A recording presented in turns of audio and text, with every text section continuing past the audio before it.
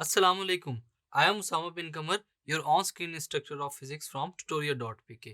अब स्टार्ट करते हैं स्टूडेंट्स हम लोग एक्सरसाइज चैप्टर 5 की जिसका नाम है सर्कुलर मोशन। एमसीक्यू से स्टार्ट लेते हैं।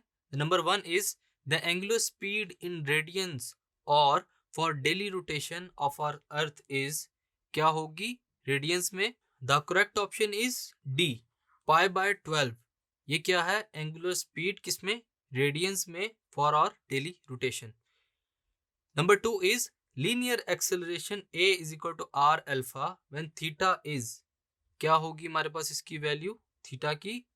The correct option is D 90 degree. Theta के लिए 90 डिग्री की वैल्यू का होना जरूरी है।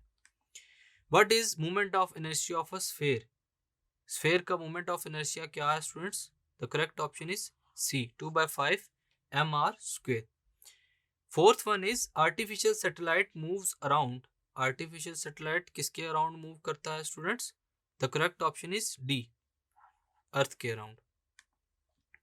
Number 5 is a particle is acted upon by a force of constant magnitude which is always perpendicular to the velocity of particle.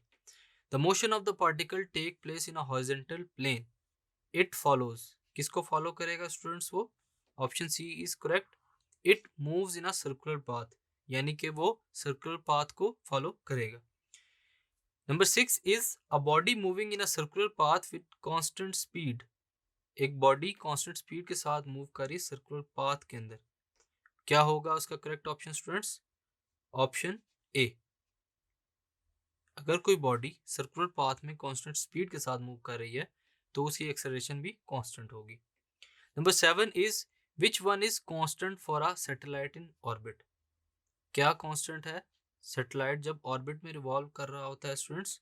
D for potential energy. Number 8 is if the earth suddenly stops rotating the value of g at equator.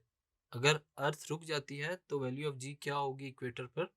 The correct option is B remains unchanged.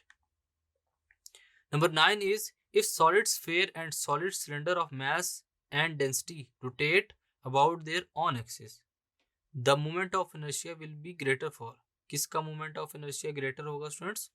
B solid sphere के लिए moment of inertia क्या होगा greater। Thank you.